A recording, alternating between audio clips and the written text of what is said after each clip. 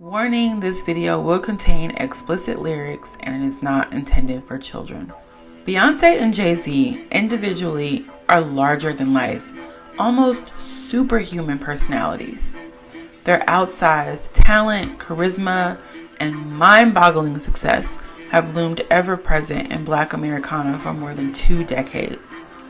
Together, the only words that seem to accurately describe their union's cultural impact imply fantastical elements: gigantic, colossal, titanic. And these figures, individually and when functioning as a unit, the famous couple, seem to see themselves similarly. In their 2018 collaboration, Everything Is Love, the pair traipsed around the Louvre, posing with Hellenistic warrior gods and coronation tableaus in the video for Ape Shit, firmly positioning themselves as rightfully belonging to the West's ruling class, as mythical deities, tragic figures, and inspirational heroes all at once. This tracks. Both B and J, if their music is to be believed, see their lives through the powerful lens of myth and seek to make sense of their success, their trials, and especially their marriage through ancient story patterns and archetypes. 4. The Emperor. The collective works of B and J, B even more specifically, are rich with symbolism and rife with deliberateness and intention. Take the couple's preoccupation with the number 4. On the surface, it's a number that bonds them and fates their love. 4 is the title because it's my favorite number since I was a kid. It's the number of my birthday, September 4th, my mother's birthday, January 4th, my husband's birthday, December 4th. It's the anniversary of my wedding. The Knowles Carters were married on 4/4/2008. They also tattooed 4 on their fingers, in addition to wedding rings, and they named their first child Blue Ivy, in part because the Roman numeral for 4 is spelled IV. Jay even named one of his businesses the 40/40 Club after Major League Baseball's 40/40 Club, which includes players who have hit 40 home runs and stolen 40 bases in a single baseball season. Guess what? Only 4 MLB players have joined this exclusive club. But on a mythic level, 4 is also perfectly analogous to this couple's journey as masters of their own destinies and empire builders. There's a moment where things click.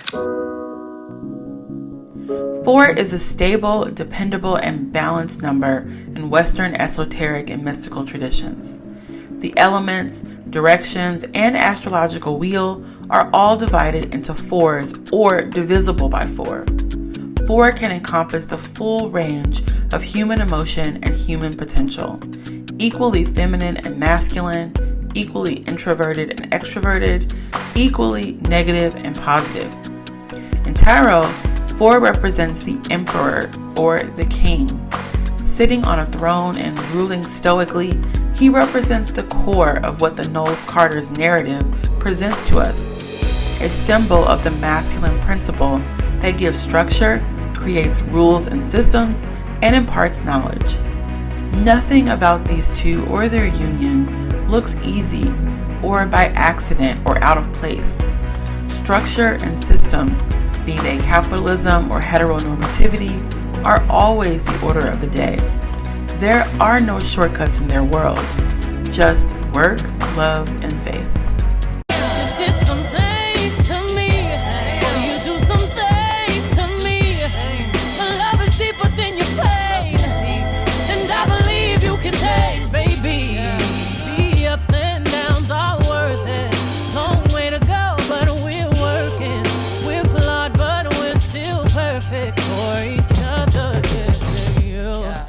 On the feminine side, 4 is representative of the astrological sign Cancer, a water sign that represents motherhood, home life, and security. As the emperor on his throne looks outward for worlds to conquer, Cancer looks inward, carefully tending to her family and her spirituality. She is as intuitive as the emperor is strategic. She is as feeling as the emperor is logical. She is just as fierce as the emperor, willing to risk it all for the protection of her loved ones. Both B and J portray a distinctly Cancerian stance when it comes to family and their home life. They are fiercely protective of their marriage, family unit, and close friends. Time mama died, I was there. My nephew died, he was there. He in my house more than I be there, more than be there. Tata there, E there. Breezy there, Juan there. Hot here, Shaka there, Lord there, they all here. Oh yeah, Dad's there, Kwana here. She feel like Nirvana here. Crib like the Soho house, I might stay in and grow out my hair. Tight circles, no squares. I'm geometrically opposed to you. God talk. Love is pain. If you're familiar at all with mythology, from basically any culture, you know the gods are as easily swayed, short-sighted, jealous, and petty as any mortal. To study the stories of the gods is to be inundated with as much tragedy as celebration, and this is the valley that the Knowles Carter seem to dwell lyrically. For every relationship high note we hear B sing, there is an equal or more powerful note of pain. Even their relationship coming out tune, Crazy in Love, offers a bit of a side-eye.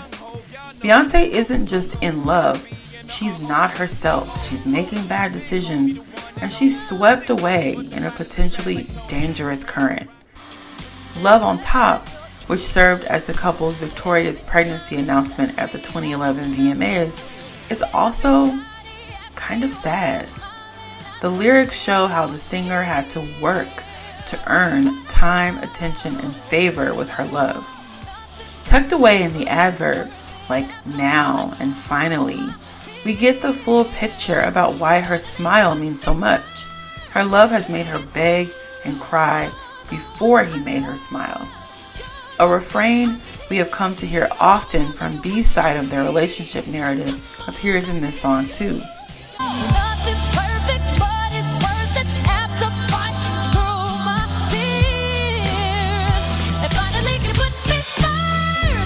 This is God talk. This is how myths are framed, as winding narratives of tragedy and pain, despair and betrayal that must come along with any semblance of love. Take the mythological stories of Yoruba Orishas Oshun and Shango, who in some stories are the parents of Ibiyi, the first twins. By now, you have to know the similarities between B and Oshun. An affinity for the color yellow, an attraction to bees and honey, and beauty that brings all the boys to the yard. Beyonce has channeled the Orisha in various performances and even name-checked her in the song Black Parade.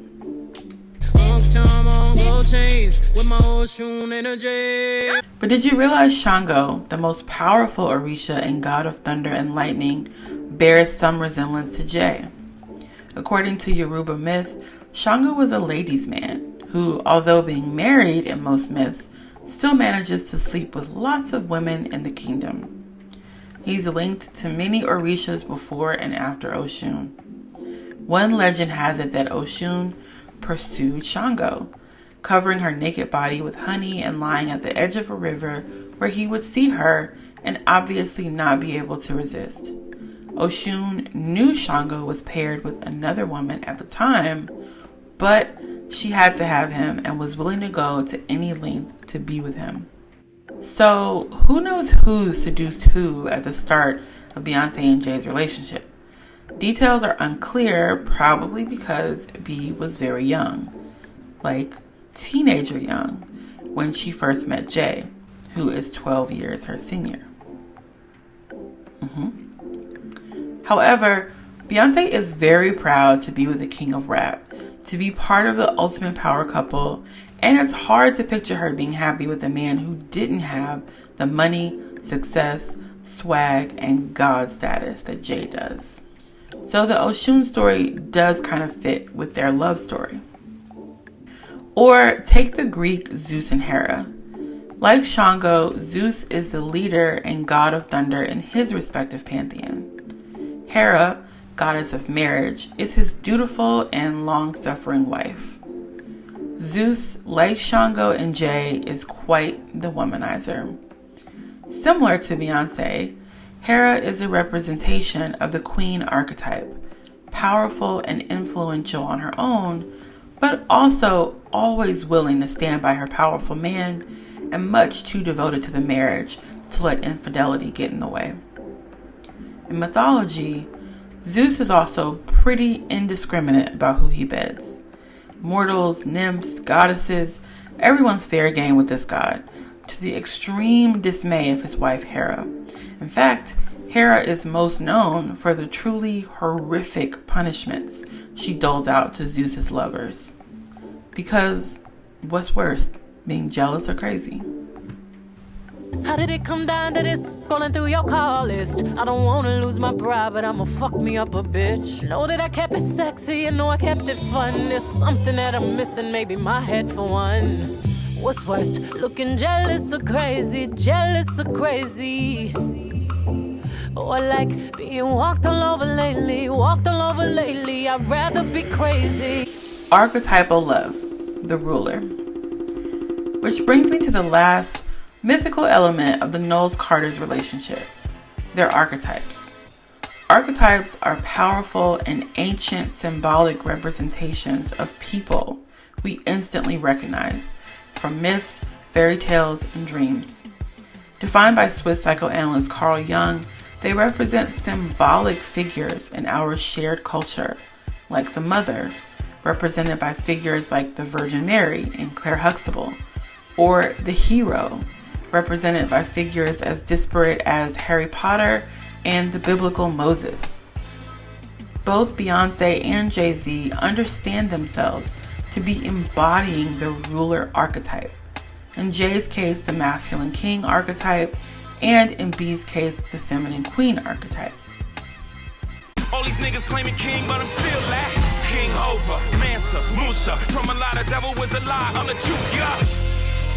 Beyond making constant references to themselves as royalty, not only lyrically but visually, they have spent the majority of their careers and their relationship building their separate dynasties and creating heirs to inherit their fortune and power.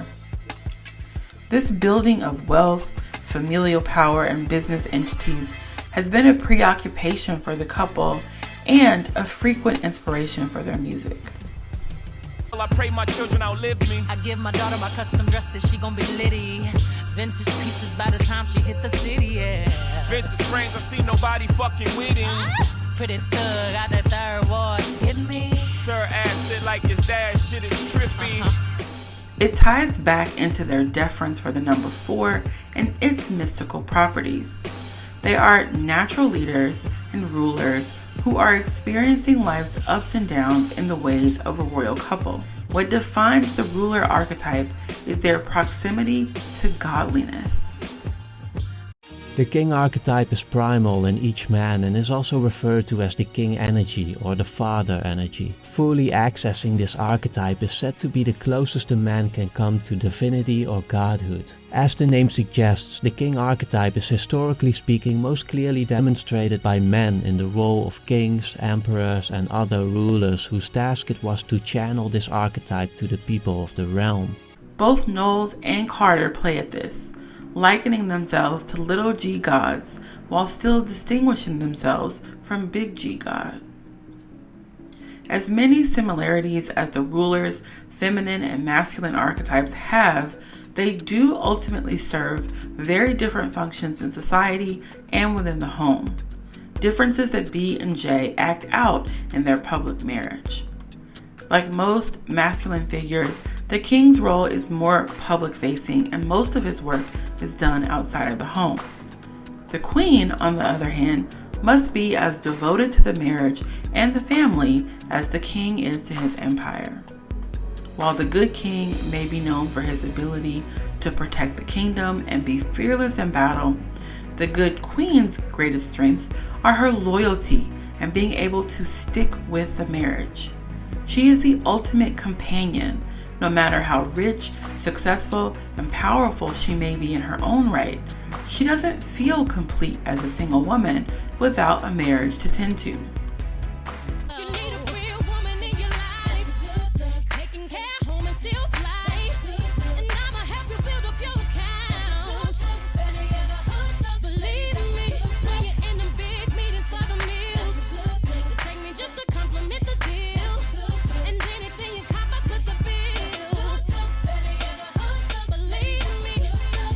Understanding the great mythology and time-worn story arcs that have seemed to magically guide Beyonce and Jay-Z's relationship help explain the messages that they put out about their marriage.